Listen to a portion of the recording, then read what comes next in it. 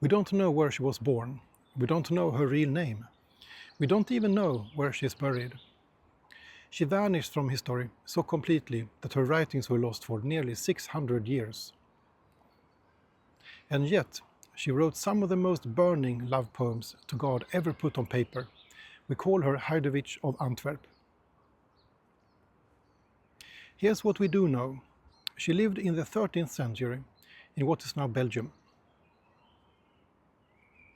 She was educated, came from a noble family, and was fluent in Latin, French, and her own mother tongue.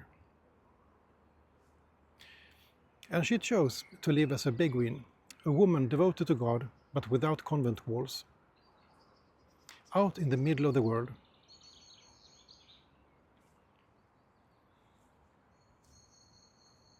She led a group of sisters, but something happened. Her love for God was so intense, so uncompromising, that she seems to have been driven out of her own community and into a wandering life. Where she finally went and how she died, no one knows.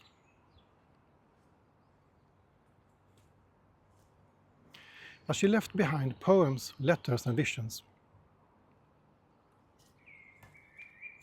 And in them, she has a single word for God, Minne, love. It was a daring word to choose. Minne was not the language of the church, but of the troubadours, the word for the burning longing between a knight and his beloved. Hadewijch took that language and aimed it straight at God. And she left it deliberately ambiguous, because in her writing, Minne can mean three things at once: God himself, God's love for us, and our love back to him. For Hadewijch, those three were at the bottom the same thing. The love we love God with, she believed, is the very love he first loved us with. It's the love that is God. So for Hadewijch, God was not first of all a judge or a king. God was love itself, and she spoke to him the way a lover speaks to the beloved. She wrote, "Let nothing less than love be enough for you." Think about that, not a little comfort, not a little meaning, nothing less than God himself. But Hadewijch was no dreamer. She knew that love has a price. She wrote, "Where love is, there are always great labors and heavy pains." And yet, love finds all of these pains sweet. That is the heart of her teaching. To love God is not a feeling that always warms you, it's faithfulness even through darkness, even when God feels far away. She wrote one of her most beautiful lines about exactly this. In the beginning, she said, "Love satisfies us."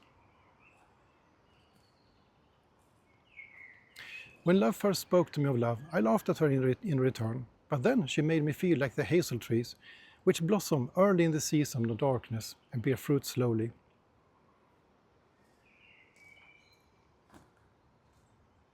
Hear what she is saying: spiritual maturity takes time. You blossom in the dark long before you bear fruit, and the fruit comes slowly. So what was her practice? It comes down to a single word: faithfulness. To remain faithful to God, to love, even when it gives nothing back. Not to run when prayers go dry, when God feels absent, when the longing hurts. For Hadewijch, those moments were not a sign that God had abandoned you. They were a testing of love.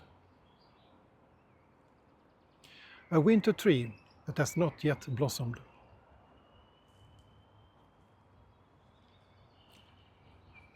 So if your faith feels cold right now, if God feels silent, if you pray without feeling anything, try to see it through Hadewijch's eyes. It's not the end. It's a hazel tree in the season of darkness.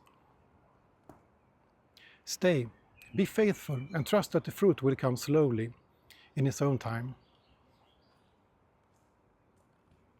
Because nothing less than love will ever be enough.